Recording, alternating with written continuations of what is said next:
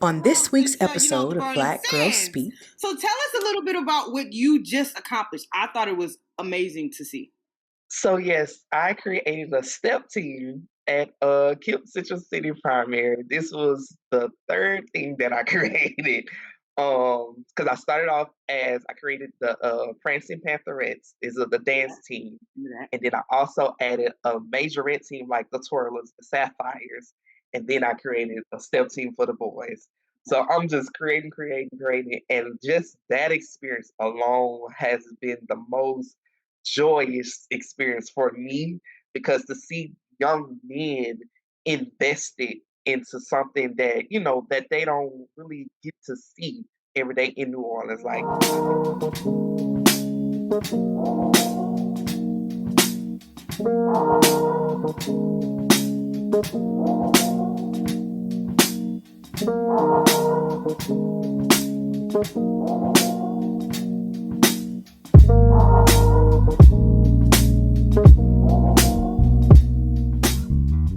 welcome back to another episode of Black Girls Speak. I'm your host, Clear the Godmother, and here we talk about all things Black woman, all things Black girl, all things Black. And for this episode, I have a very, very, very special guest, near and dear to my heart. I've been knowing him for years, and he's doing something that I think is really, really important for the community and the society, especially for Black people.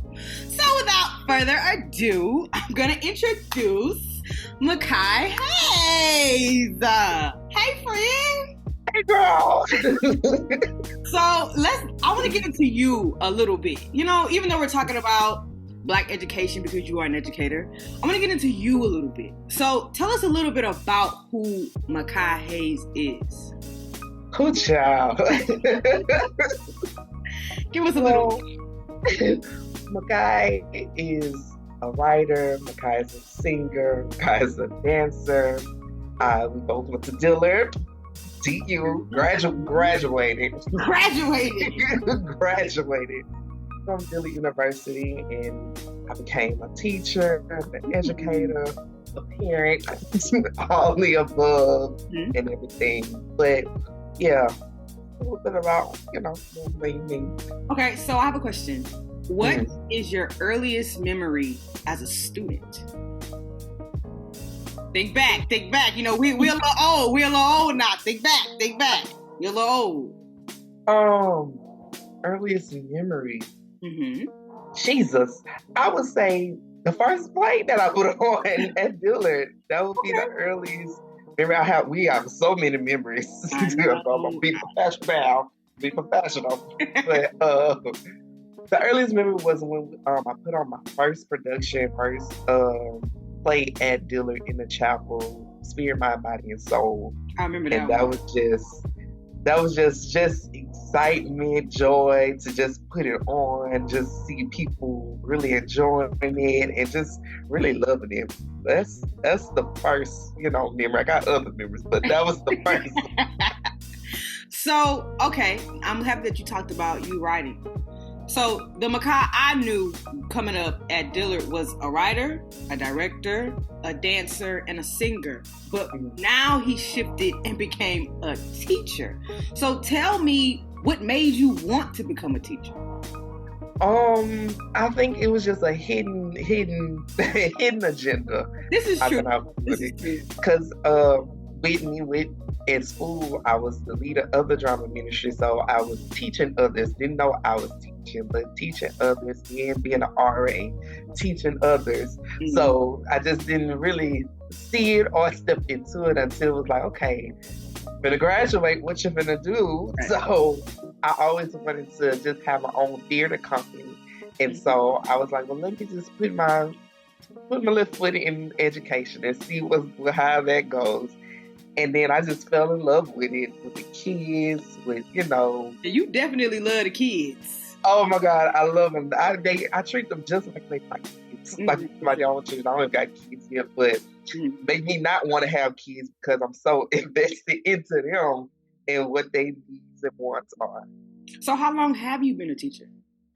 Oh, this is my third year teaching. Oh, we go for real. Don't. No, I shouldn't ask you that because now I feel old. I feel so old. Okay, 3 years, right? Where did you Yes. start? Where did you start your career as a teacher? What company? What school? I started with the company KIP New Orleans. I started at KIP Central City Primary. I'm still there. So you're located in New Orleans still? Yes, still in New Orleans, still in the down and the dirty. Yes. But I'm located at KIP Central City Primary. I teach grades pre-K to 4th grade. And you teach them what? With a regular? I teach them drama. So you're a theater teacher still. Yes. A long way to come. I actually started off as a pre-K teacher. Right. Then I went to 4th grade math. Mm-hmm. And then I went to 3rd grade science. And then the beginning of this year, I changed. My principal was like, there's a position that's open and I know you've been wanting it. And he was like, I want you to teach drama. And so now I'm the drama teacher. 3 years. Yep. Wow. Okay, now I got a good question. I ain't gonna lie. This is a good question. I need the answer. I need the answer. Okay. So you were able to teach, I would say, kids, or not, I guess, adolescents that were maybe a year or two under us, maybe 3 years under us. You were teaching those. It's basically like teaching high schoolers to teaching like actual children. What are the differences and what are the similarities? Ooh. The difference is for primary, those kids are much needy. They need your attention. They want your attention. They want so much, and you give so much. Whether as like a high schooler and adults, they're more on the emotional level. Well, they both similarity on the emotional, but adults or high schoolers are much. Their emotional is much deeper. Is they're dealing with like suicide. They're dealing with boyfriend, girlfriends. They're dealing with a whole bunch of other stuff where it's like they're transitioning and becoming adults. Right. So it's like you're trying to give them different advocates from our own life when we going through. But with primary, they are much needy, much yearning to get your attention, want to be under you all day. They are pretty much like a child, like your own child. Like they want to be under you. They do stuff to get for you to get to. Oh, I'm messing up. They do stuff for you to get their attention. Like one of my kids, like he acts up for you to say something to him. So it's like they really want your attention. They just want to be loved. They want to be heard, and they just want to just be in your presence and stuff. So, you teach theater. I bet it's fun, especially because we already have the background of being. Yes, God, I'm sure I love coming to the little classroom. They be Mr. L, what are we doing today? We're doing a theater game. And so just to see them invested in that, it as a teacher, it's like, okay, I'm doing something right or I'm doing something correct. So, Now, not to go off track, but you just did something really, really big for the community. You just had these little 10, 12 soldiers cross into, the burning sands. So tell us a little bit about what you just accomplished. I thought it was amazing to see. So yes, I created a step team at KIP Central City Primary. This was the third thing that I created. Because I started off as I created the Prancing Pantherettes, is the dance team. And then I also added a majorette team like the Twirlers, the Sapphires. And then I created a step team for the boys. So I'm just creating.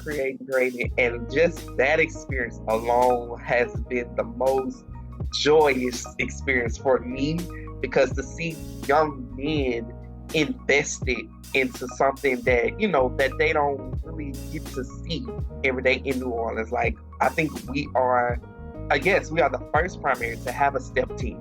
So. And you did that. Yeah. Wow. Yep.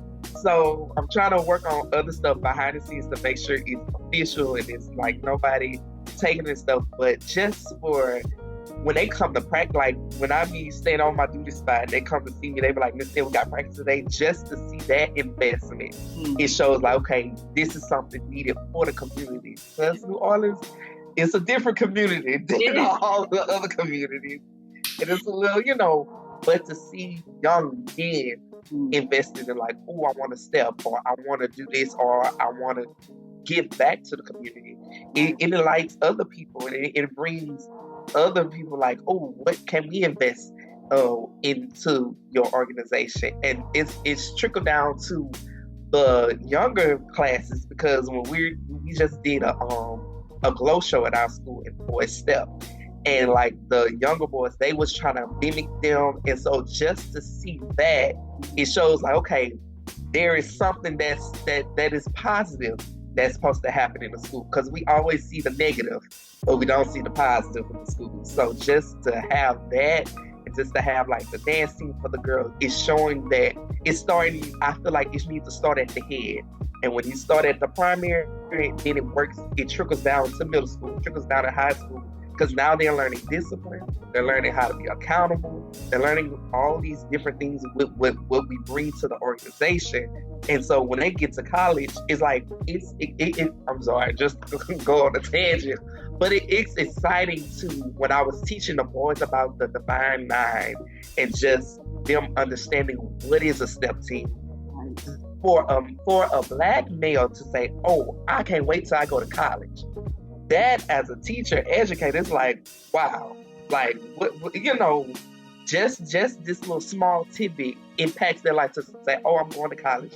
And so then it introduced another conversation. Okay, what college you want to go to? What major you want to go to? So, step team dance team. I love this so much. Okay. I love that answer. So, you know that there's been a difference in education from before COVID-19 to now. We've seen things on TikTok and Instagram and Twitter where they're talking about teachers and how you guys deserve more, how you guys feel like y'all are pulling the weight of parents now because you feel like the students aren't learning what they're supposed to learn at the I guess age and time limit. So I just want to get your opinion about that. How do you feel because you've been teaching for 3 years now, so you have an opinion now. So my whole thing is, how do you feel about that? I feel it is to get off of work at 6 o'clock. To get off of work at 6 o'clock and to come home as a teacher and still got to prepare for another day. It saddens me, but it also gives me hope, a sense of hope. As an educator, you are literally the parent. It's sad to say that, but you are the parent. It's like you're paying for pictures. You're teaching them. You're teaching them what they need to learn. Because it's so a big major disconnect between the teacher and the parent, because it's like when you send them off home, oh, I didn't do my homework today, or I didn't do this, or there are some parents that do check up on their kids and are pounding them about homework, but some kids is like, dang, so now you gotta, as a teacher, gotta step back, gotta take time out your day to say, okay, I don't want you to get so lost, because I feel like when COVID-19 happened, that was a major setback for the education, because now kids are not invested in coming to school. They just feel like, oh, I don't have to be there. I can just tell my mom, I can stay at home. So it's so hard for the educator to, like, you're pulling teeth with the child to get them invested in learning, because they don't want to come. They are so invested in technology, where it's like, when they don't know the old school day, or what we had to do long division, or where we had to like break stuff down, or where kids are embarrassed to count on their fingers because they feel like, oh, I'm slow, or I'm not. I still count on my fingers. Girl, me too. When I was teaching math, I literally was counting on my fingers while I was teaching, but it just to show that to a child, it's like, okay, well, if Mr. M is doing it, I'm gonna do it too. I'm gonna still, but it's like, we're literally that parent. We're that second parent, because literally for graduation, for my first class, my first fourth grade class to graduate, I told it on the mic. I said, "These are my babies. I have to be that parent there, because when the kids come to school, it's so much more than just the education. We got kids medicines, we have kids that are dealing with trauma. It's all of that put into one, and you're trying to have a child to sit in a class for a long period of time to try to teach something when they're not getting that nurturing, when they're not getting that love, when they're not asking, how's your day going? But as an educator, when you take out that time to say, how are you doing today? Or, what, just talking to them, then they just be like pissed to be under you and be like, oh, this teacher actually care about me, so I'm going to do my work.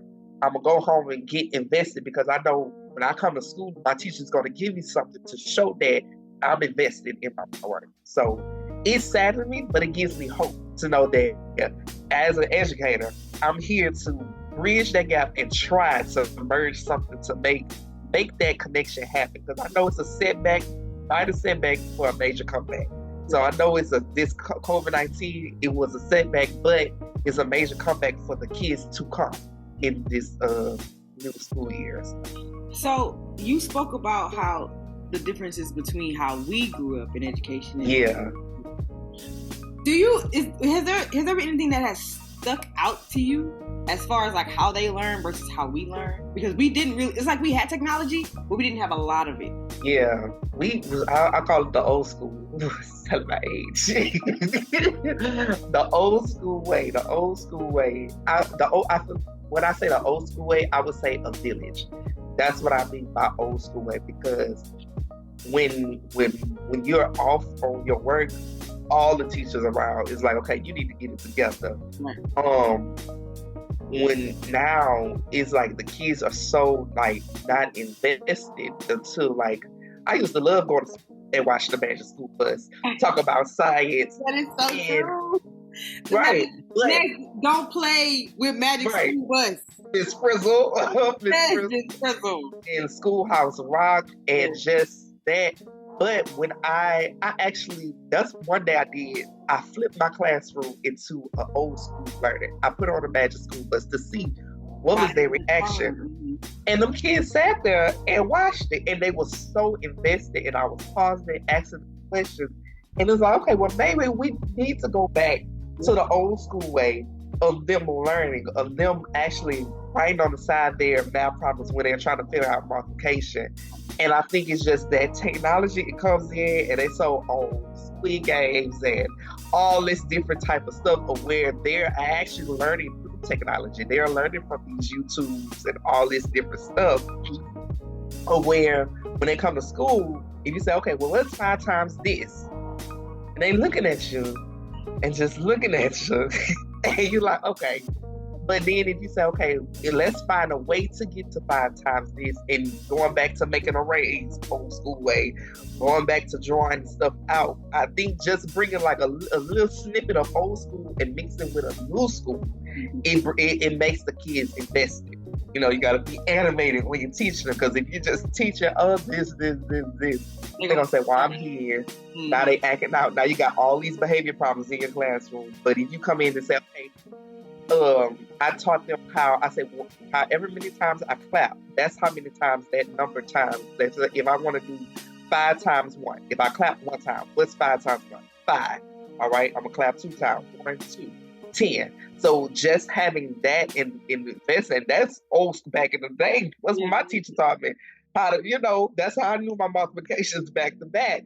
But just bringing that little old school and mixing with the new school, it shows the investment in the child. But when you just like teaching it the old way, right. They don't zone out, because it's like they're so cute on technology, but you gotta mix it, you gotta merge it, and you gotta know the child too. Yep. So I have another good question. This is the Girl, you're rolling with these good questions. How do you balance your regular life and being a teacher at the same time? I've always wanted to ask a teacher that, because you guys come in class with a persona and a mask on for the children. Mm-hmm. But when you leave, where does that mask go? Where does that persona go? How do you balance your social life, your life, and then being a teacher as well? Because I'm pretty sure there's certain things that you just don't do because you have that title. I'm a teacher. So there's certain things I'm just not going to do. Right. Child, that's the question that's been asked of me from my friends, from my coworkers, because I have so much on my plate where it's like, Mekhi, where do you find balance? And I'm a person, I keep going, I don't stop. But my regular day, I get up 5. I go walking, do a little walk. Then I go. So you balance how to stay healthy. Like you try to keep it. Yes, I balance stay healthy, spiritually. Mm-hmm. Okay. I go walking. Then after I come from my walking, I pray. I have that spiritual aspect where I pray, and I keep my prayer all the way till I get to the school, because you never know what may happen during your day. And so I blast my gospel. I'll be jamming. People be laughing at me when I be pulling up. They be like, Mr. Emma's going to be happy because he's blasting that gospel.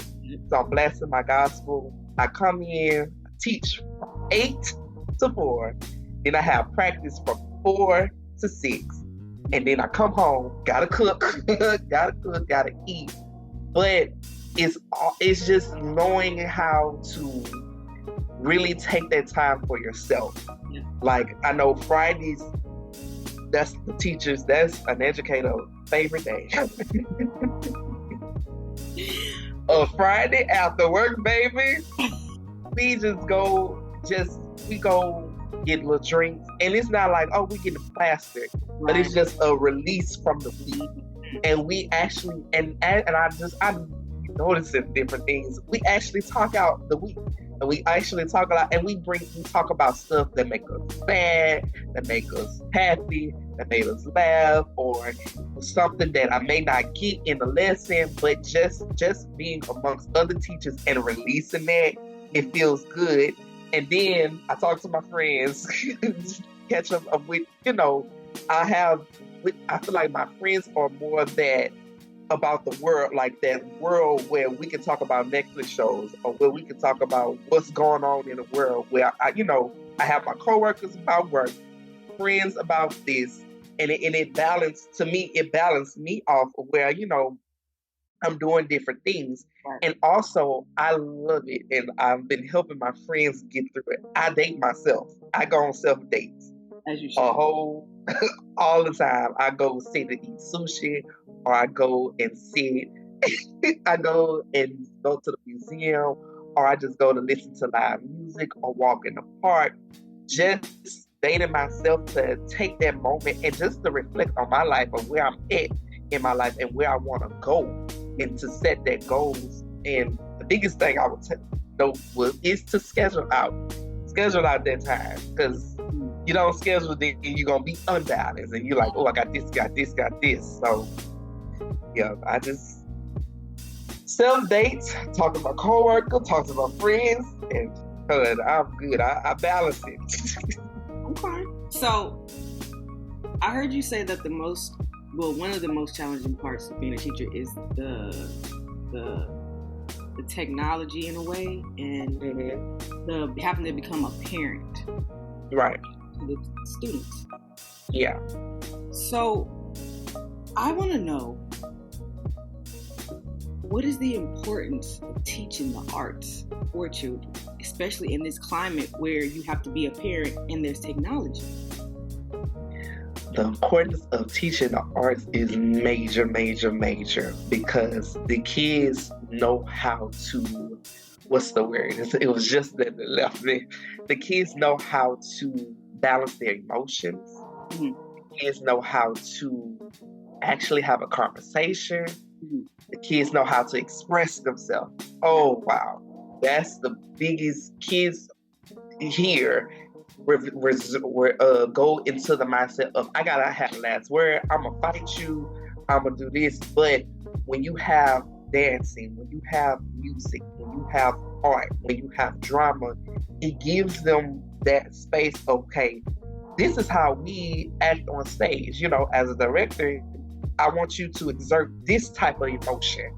And so when they exert that type of emotion, it'd be so strong. Like, ooh, I don't know, I can get this angry. Okay, well, I want you to flip it. I want you to be happy and be angry at the same time. So when they exert that, it's like, I'm laughing, but I'm upset. But it creates them to be able to express themselves in a healthy way, right, instead of in a negative way. Because they love to fuss, they love to fight. But when they actually, I'll be like, okay, I want you, Tyler, and I want you, Jane, to sit here and actually talk and say, I feel like this because it creates healthiness within that. And then the class runs so smooth. Ooh, after that, and it shows like, okay, where I have this theater game of where, okay, I want you to just show me on your face. Don't show me with your body. Show me the emotion. Be angry. So they're showing me that. And so it's giving them like, okay, I can choose. It's giving them a choice of where I can choose to act this way or I can act this way. But Mr. M taught me how when I'm angry, I can actually calm myself down and I can actually use my words instead of using my fists. So it creates a healthy, positive way for them to express themselves. And I think every school needs some type of arts. Needs some type of arts because that's when you can see writers. That's when you can see singers. That's when you can see dancers. That's when you can see poets. You can see all that, and then it goes into the educator where we invest in that into them. Okay, well, I want you to write this for the class. And so they get excited when you tell them, when you give them a job. I don't know why kids get so excited when they get it. When they say, okay, I want you to be the director for the day. They're excited. They're initiating, they're giving that feedback when it needs to give that feedback. But it gives them a healthy, positive way to express themselves. And we need art. We need them. I think so too, honestly. Yes. That was so good, especially for Black students, for Black people. We need to be pushing the arts into these children, especially in Louisiana where you're at. Oh, yes. Literally underfunded. I think we're doing an amazing job. I only have 2 more questions left because, I don't want to take up too much of Mr. Mekhi's time. Girl, you up taller than 5. So, tell me about, because I've heard you say a lot of your great memories teaching the students and how you've done all these good things with the students and all these funny moments with the kids. But tell me your scariest moment as a teacher. The scariest moment as a teacher is the child understanding the content. That's the scariest moment for me. Also, another scary moment is going home. Right. Is somebody there to how I'm trying to say it? Is somebody there to be invested in their child life? My first moment, just seeing if a child is understanding the content. Reading is so fundamental that you're really teaching reading every day, and kids are in 4th grade, barely know how to read. So it's like it's a lot of catch up that you got to do. But that's why I'm glad that we have arts, because it's like we're teaching you how to read. When you write something, this is your story, this is your play, this is whatever you're learning how to read. Can you tell me what does this story mean verbatim? Because you wrote it. Miss them ain't writing. You wrote it. And so that just making sure that they understand what they're being taught and how to do it correctly. That's just because some kids till this day will still tell you you can teach your soul out and teach the class, and they will still say, I don't understand. And so now it's like you got to find another way to try to.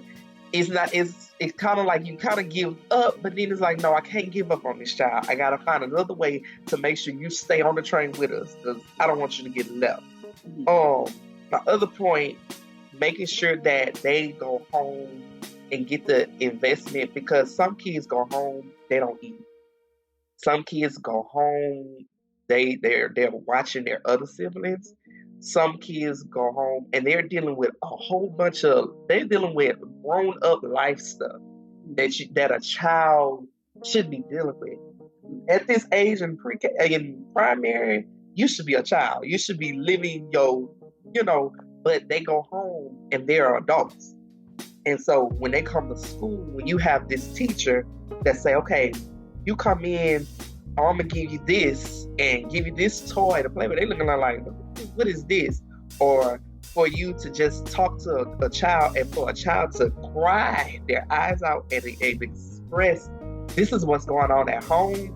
It scares me as a teacher because it's like, okay, after you leave me and go to middle school, where are you still gonna have to deal with this?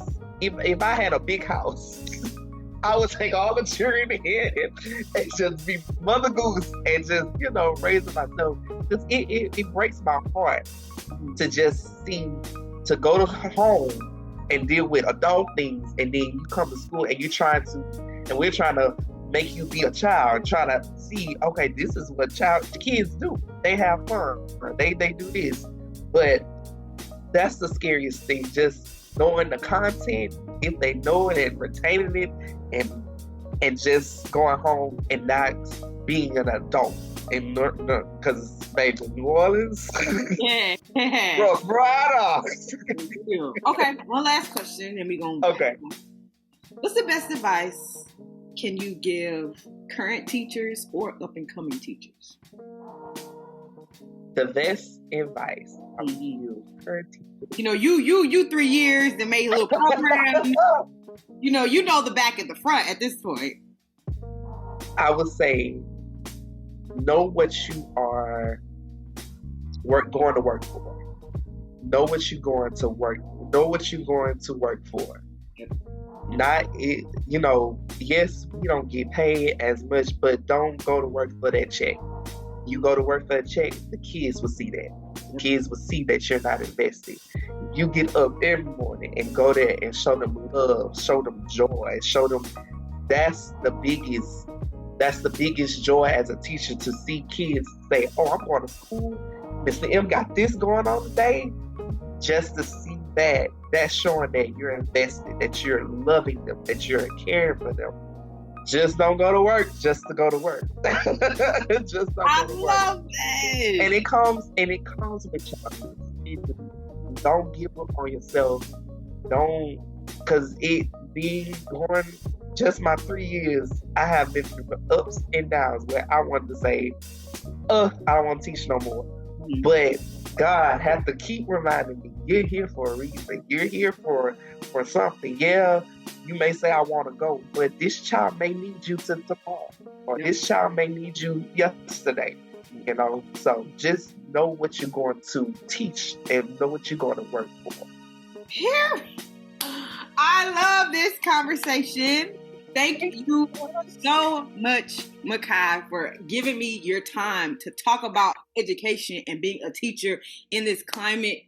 I know like this is going to be one of the good ones. I'm happy. Girl, and I'm so proud of you and just all this, just your podcast and everything that y'all, she's a bad one. She's a bad one. I'm just trying to be great. I'm just trying to But all that to say, y'all, I see y'all, I hear y'all, and I love y'all. And I'll see y'all in my last episode.